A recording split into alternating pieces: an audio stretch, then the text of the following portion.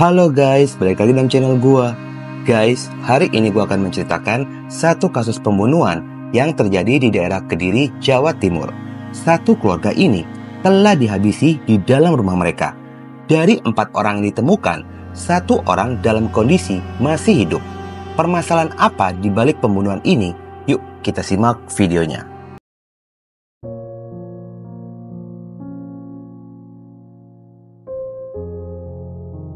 Lokasi pembunuhan ini terjadi di Kabupaten Kediri, Jawa Timur. Tempatnya di lereng Gunung Kelut, Desa Pandantoyo, Kecamatan Nganjar. Di lokasi tersebut, berdirilah sebuah rumah sederhana yang dihuni oleh keluarga kecil. Di antaranya Agus Komarudin, 38 tahun, selaku kepala keluarga. Kristina, 34 tahun, beserta dengan 2 anak mereka yang bernama Christian Agusta Wiratmaja Putra, berusia 9 tahun, dan Samuel Putra Yordanil berusia 8 tahun. Berdasarkan kesaksian banyak orang, sosok Agus dan Kristina ini merupakan sosok yang ramah dan santun, serta aktif dalam berbagai kegiatan masyarakat di desanya. Selain itu, satu keluarga ini dikenal taat beribadah ke gereja dan sangat menjunjung tinggi toleransi antar agama. Setiap hari Lebaran, keluarga ini pun selalu ikut berkeliling desa untuk bersilaturahmi dengan tetangga sekitaran. Pasangan suami istri ini merupakan seorang guru. Agus mengajar di SDN 1 Babadan Ngancar dan pada tahun 2023 diangkat menjadi pegawai pemerintahan dengan perjanjian kerja. Sementara Kristina pada tahun 2019 diangkat menjadi seorang PNS dan mendapatkan penempatan di SDN 1 Batangsaran Tulung Agung, yang dimana jarak sekolah dan rumah ini sejauh 50 km. Namun Kristina tidak pernah mengeluh akan hal itu. Selama menjadi seorang pengajar, pasangan suami istri ini menunjukkan dedikasi yang tinggi sebagai seorang guru. Hubungan antara rekan guru dan murid bisa dikatakan sangat baik. Banyak yang mendapatkan kesan baik ketika berinteraksi dengan Agus dan Kristina. Sehingga ketika pembunuhan ini terjadi, banyak pihak yang sangat terkejut dan merasakan kehilangan akan sosok mereka. Tidak ada yang menyangka pribadi yang selalu tercermin baik pada keluarga ini harus kehilangan nyawa dengan cara yang sangat mengerikan. Awal mula kejadian ini bermula pada hari Selasa, tanggal 3 Desember 2024. Pada hari itu, Agus melakukan pekerjaannya sebagai seorang guru di SDN 1 Babadan.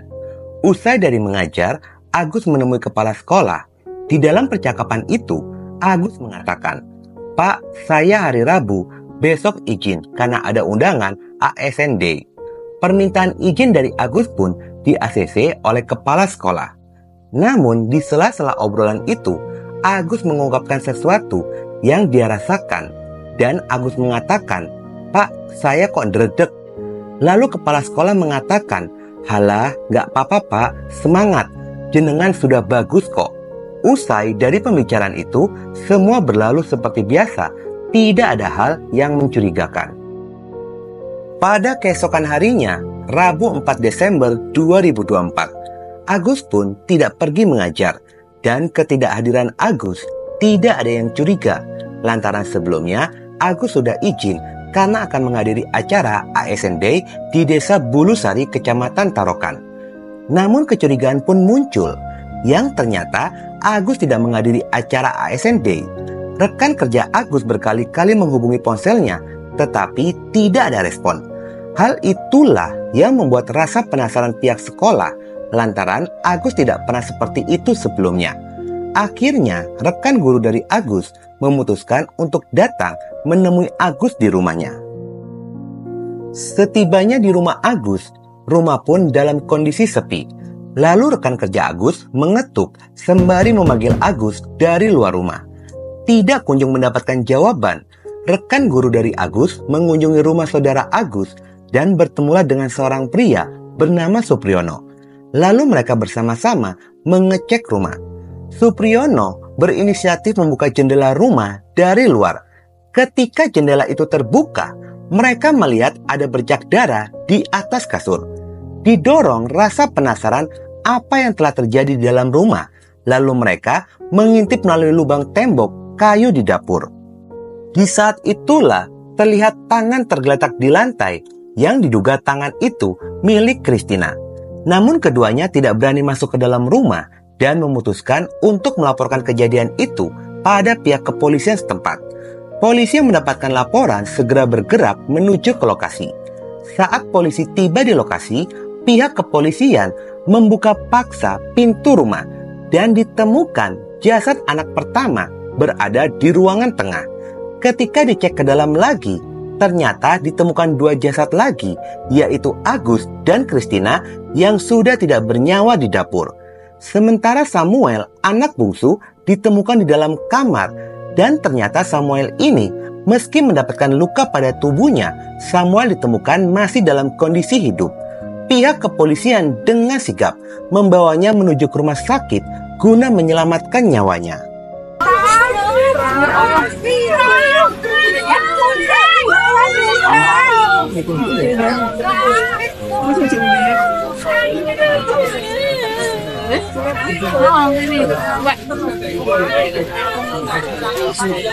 Dari hasil olah TKP didapati mobil Avanza putih nomor polisi AG 1203HF milik korban telah hilang, sehingga ada dugaan pada kasus ini merupakan kasus perampokan. Namun dugaan perampokan pada kasus pun menjadi rancu dikarenakan polisi tidak menemukan kerusakan pada pintu dan jendela rumah, sehingga polisi mengambil kesimpulan bisa jadi pelaku pembunuhan ini merupakan orang yang sudah kenal dengan korban, dan polisi sedang mendalami kasusnya. Dari hasil identifikasi awal ditemukan fakta jika ketiga korban ini telah mendapatkan hantaman benda tumpul pada bagian kepalanya, sementara korban Christina yang paling parah dengan kondisi wajah yang remuk. Tubuh ketiga korban segera dievakuasi menuju ke rumah sakit guna menjalani pemeriksaan lebih lanjut. Sementara untuk kondisi Samuel masih kritis dan tidak sadarkan diri. Setelah menjalani perawatan, Samuel pun mulai tersadar dari pingsannya, namun masih dalam observasi tim dokter. Dari hasil olah TKP secara keseluruhan, polisi mendapati bukan hanya mobil Avanza saja yang hilang, tetapi seperti ponsel dan perhiasan milik korban pun telah hilang. Pihak kepolisian melakukan pelacakan lokasi jejak pelarian dari pelaku ini. Hanya para korban mengalami kekerasan fisik, pukulan benda tumpul. Bagian apa aja? Nanti kita jelaskan setelah hasil otopsi keluar. Ada barang apa saja yang hilang? Dari hasil olah TKP ada mobil yang hilang dan beberapa barang lainnya yang hilang. Sementara itu, berdasarkan kesaksian warga sekitaran, ternyata ada yang mendengar keributan dari dalam rumah korban pada saat subuh. Selain itu, keributan pun terdengar sebelum terjadinya pembunuhan itu. Menurut Sunardi, sepupu dari Agus, keributan itu terjadi tepat hari Minggu 1 Desember 2024. Pemicu keributan adalah Yusak. Yusak adalah adik kandung dari korban Christina. Kedatangan Yusak ini untuk meminjam uang. Mungkin karena permintaannya ditolak hingga akhirnya berujung dengan keributan. Bahkan setelah pembunuhan ini pun terjadi, di antara sanak keluarga korban hanya Usak yang tidak terlihat di lokasi. Sikap itulah yang menimbulkan kecurigaan apakah Yusak ini merupakan pelaku pembunuhan. Pada sisi lainnya, setelah menjalani pemeriksaan, tubuh ketiga korban segera dikembalikan pada pihak keluarga dan disemayamkan pada hari Jumat 6 November 2024. Ketiga peti jenazah ini dimasukkan ke dalam satu liang lahat di tempat pemakaman umum Desa Pandantoyo pada jam 9 pagi. Prosesi pemakaman itu pun dihadiri oleh sanak keluarga, tetangga, dan rekan kerja. Mereka semua merasakan kehilangan yang teramat sangat yang dialami oleh ketiga korban ini dan berharap polisi segera menangkap pelaku pembunuhan. Ternyata, dalam waktu yang sama dengan pemakaman ketiga korban ini, pihak kepolisian telah mengkonfirmasi berhasil menangkap pelaku pembunuhan di Kabupaten Lamongan. Pelaku ini pun terpaksa diberikan hadiah timah panas pada kedua kakinya lantaran mencoba melakukan perlawanan pada saat akan ditangkap. Yang dimana ternyata benar, Yusak Cahyo Utomo adalah pelaku pembunuhan satu keluarga itu. Ternyata Yusak pun merupakan seorang residivis kasus penjambretan. Dari tangan pelaku, polisi mengamankan sejumlah barang bukti seperti ponsel dan dompet milik korban. Pelaku pembunuhan ini mengaku motif pada pembunuhan itu pelaku merasa kecewa karena tidak dipinjami uang oleh kakaknya, korban Christina. Pada hari Minggu 1 Desember 2024, Yusak datang menemui kakaknya Christina di rumahnya. Di dalam rumah itu, Yusak mengutarakan ingin meminjam uang sebesar 10 juta rupiah.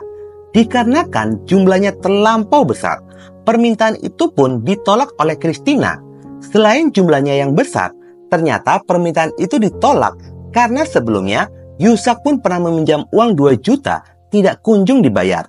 Penolakan itu membuat terjadinya perdebatan antara Yusak dan Christina. Ternyata usai dari keributan itu, Yusak menyimpan amarah dan dendam kepada Christina kakaknya.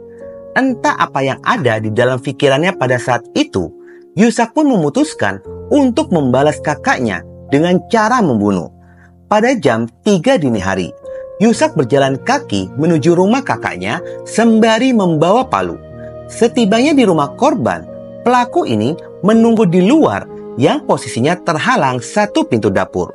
Setelah menunggu beberapa saat, keluarlah Christina hendak ke dapur.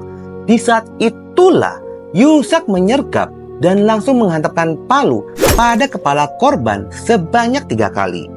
Pada saat itu, Christina sempat berteriak dan teriakan itu pun terdengar oleh suaminya Agus. Agus bergegas menuju teriakan istrinya. Di momen itulah Yusak menyerang Agus menggunakan palu hingga akhirnya Agus dan Christina kehilangan nyawanya. Kegaduhan yang ditimbulkan membuat anak pertama dari korban pun terbangun. Di saat itulah Yusak pun menghabisi nyawa putra. Lalu Samuel pun sama dihantam menggunakan palu ketika sedang tidur di dalam kamarnya. Setelahnya, pelaku mengambil ponsel, perhiasan, dan mobil korban. Rencananya barang-barang itu akan dijual, namun pelaku keburu ketangkap oleh polisi. Pelaku pembunuhan ini mengaku sebenarnya yang menjadi target pembunuhan adalah Christina saja. Tetapi dikarenakan suami dan anak korban pun terbangun, mereka pun turut menjadi korban. Atas perbuatannya itu, pelaku terjerat pasal berlapis. Salah satunya pasal pembunuhan berencana dan pasal perlindungan anak dengan ancaman pidana mati. Guys, kadang susah untuk dihindari. Kalau di dalam keluarga ada yang memiliki tabiat yang tidak baik. Satu sisi mau dijauhi, tapi itu saudara. Didekati, malah dizolimi. Guys, semoga kita semua selalu dalam perlindungan Tuhan Yang Maha Esa dan dijauhkan dari segala malapetaka. Oke guys, sekian dulu video gua hari ini dan jangan lupa ikuti terus video gua. Oke?